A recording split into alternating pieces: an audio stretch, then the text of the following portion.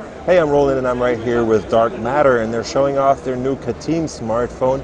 The Katim is actually a phone that is aimed at customers that want a maximum security device. So it's basically aimed at governments or other organizations or companies basically that order Dark Matter's security solutions and want a phone to go with it.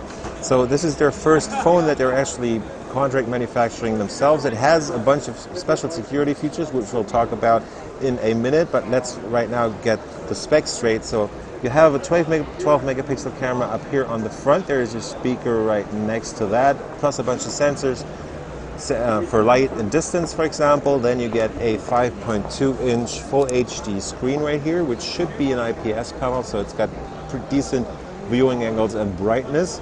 At the bottom you get a fingerprint sensor right there. The final version, or you can actually see it on here, there is the Android buttons right next to the fingerprint reader on the device right there. Under the hood you get a Snapdragon 821 quad-core SoC that runs at 2.35 gigahertz, as you know from the LG G6, for example, or the other high-end smartphones that got announced towards the end of last year. There's 64 gigs of flash storage in here and 4 gigs of RAM. I don't know if I have already mentioned that.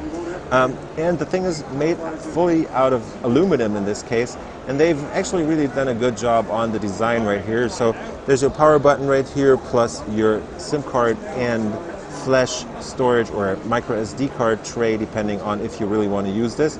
On the other side you have a bunch of other features. You get the volume rocker right there, and that switch right there, which I'm going to show you in a second, is the one that is for hardening the device hardware-wise. So you can basically switch on the security features just by moving a button right there. The Katim phone also has a bunch of security features, as I said.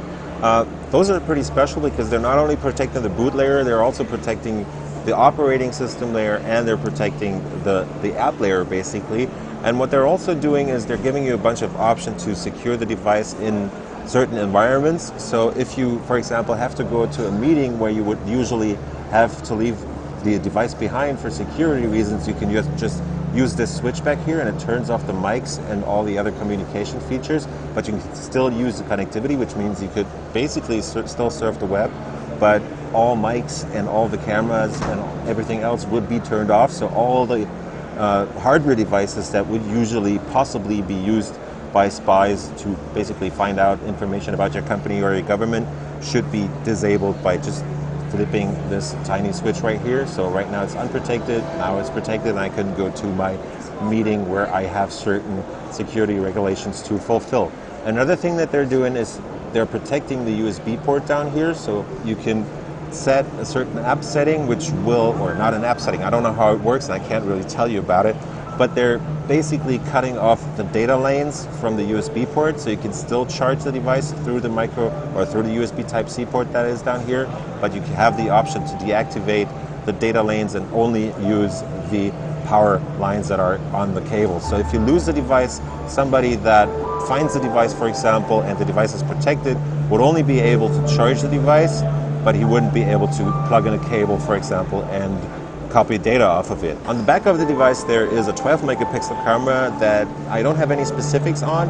All I know is that it's from a pretty well-known company that has a good reputation for very good quality, and the sensor also has a very good reputation for having a great quality. So you can do the guesswork yourself and come up with a solution to that question right there. It's combined with a dual LED flash right here, and as you can see from the design, it has these antenna lines that kind of look like other devices, but it still has this tank-like look to it with this full aluminum body that is also IP67 certified, and you also get these antenna lines at the bottom.